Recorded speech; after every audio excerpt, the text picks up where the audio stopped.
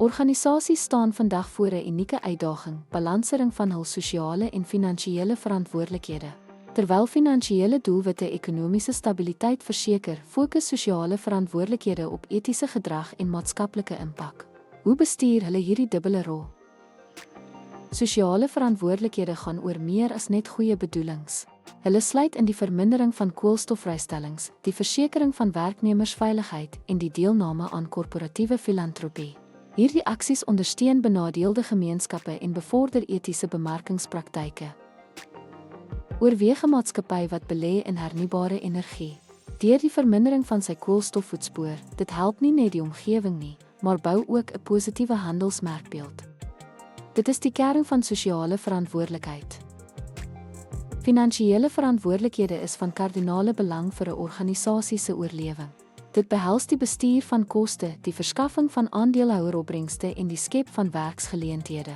Hierdie aksies verseker ekonomiese gesondheid en stabiliteit. Borgskappe speel 'n belangrike rol in finansiële strategieë. Deur geleenthede te borg, kan maatskappye verhoog handelsmerksigbaarheid en dryf verkope aan.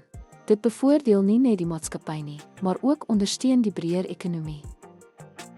Suksesvolle organisasies vind 'n balans tussen sosiale en finansiële verantwoordelikhede. Hulle verstaan dat maatskaplike welstand en ekonomiese volhoubaarheid onderling afhanklik is. Hierdie balans is die sleutel tot langtermyn sukses. Deur beide verantwoordelikhede te integreer, kan maatskappye floreer in vandag se mededingende landskap.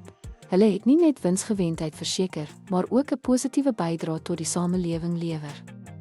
Hierdie holistiese benadering is die toekoms van besigheid. Kom ons neem saam aksie. Moedig jou organisasie aan om beide sosiale en finansiële verantwoordelikhede te aanvaar. Deur dit te doen, sal jy nie net sukses verseker nie, maar ook 'n betekenisvolle impak op die wêreld maak.